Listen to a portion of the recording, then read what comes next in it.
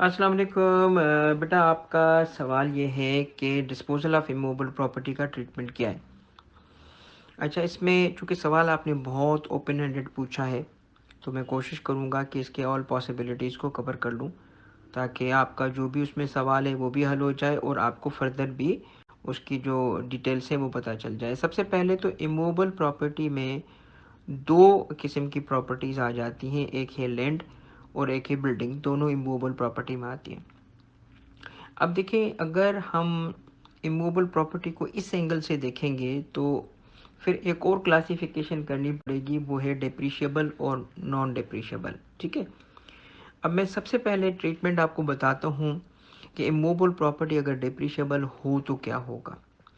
अगर immovable property depreciable है, यानी कि बिल्डिंग है, क्योंकि लैंड तो वहाँ पे डेप्रिशिएबल होती नहीं है, तो उस सूरत में हमें एक बहुत इंपॉर्टेंट पॉइंट है जो याद करना होता है, और वो बच्चे बिल्कुल भी भूल जाते हैं, बल्कि बहुत सारे बच्चों को तो पता भी नहीं होता, क्योंकि वो पढ़ाया ही नहीं जाता और हालांकि एग्जामिन हो रहा होता है। और वो क्या है कि अगर किसी इमूवेबल प्रॉपर्टी का डिस्पोजल हो और उस इमूवेबल प्रॉपर्टी के डिस्पोजल पे कंसिडरेशन रिसीव्ड अगर उसकी कॉस्ट से एक्सीड कर जाए, कंसिडरेशन रिसीव्ड उसकी कॉस्ट से एक्सीड कर जाए, तो ऐसे केस में नॉर्मल कैलकुलेशन नहीं होती। इसका एक स्पेशल प्रोसीजर गिवन है।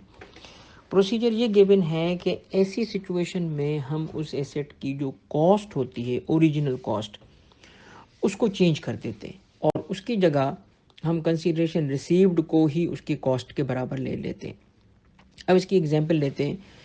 सपोज करें कि हमने कोई 20 मिलियन की एक बिल्डिंग परचेज की थी या बनाई थी, और अब तक हमने उसको 18 मिलियन पे डिप्रिशिएट किया हुआ है। 2 मिलियन जो है हमारी उसकी WDV है। 18 मिलियन याद रखना उसकी कॉस्ट डेप्रिसिएशन है, एक्यूमुलेटेड डेप्रिसिएशन।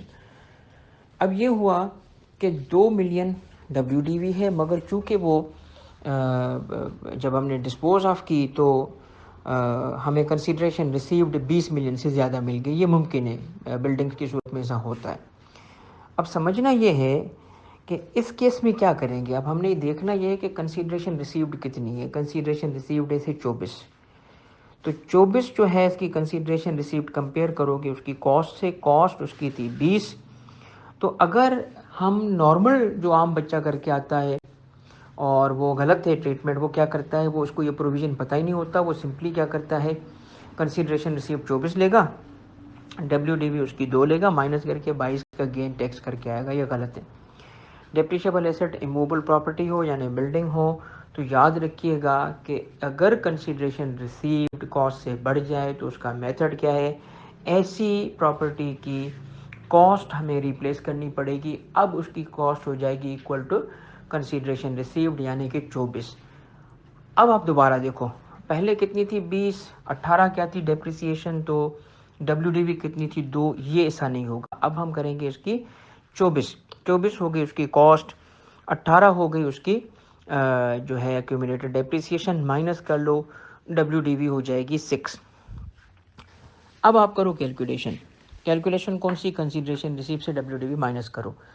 तो हमारी 24 जो थी वो थी कंसिडरेशन रिसीव्ड 6 आ गई। अब हमारी WDV माइनस करो तो gain exactly equal to depreciation आ जाएगा, यानी कि 18। और यही मकसद है इस किस्म की मेथोडोलॉजी रखने का कि डेप्रिसिएशन की हद तक गेन को टैक्स करना चाहता है। ठीक है, ये वाला प्रोविज़न आप समझें। अच्छा, अब ये तो हो गया बिजनेस की हद तक एक स्पेशल प्रोविज़न, चूँकि वहाँ पे इमूवेबल प्रॉपर्टी थी तो हमें इसका ख्याल रखना पड़ेगा। मगर अगर सपोज करें कि कंसीडरेशन रिसीव्ड उसकी कॉस्ट से नहीं बढ़ती, फिर वो नॉर्मल कैलकुलेशन करेंगे, जो भी उसकी कंसीडरेशन रिसीव्ड है और जो भी उसकी WDV है एक्चुअल बेसिस पे कोई चेंज नहीं किया जाएगा, जो भी गेन आएगा हम उसको टैक्स कर देंगे। अच्छा, अब हम आते हैं कैपिटल एसेट की तरफ। देखिए, कैपिटल एसेट में जब इमूवेबल प्रॉपर्टी है तो वहाँ पे लैंड भी हो सकती है, बिल्डिंग भी हो सकती है। तो उसमें कैटेगराइज किया गया है 3 हिस्सों में।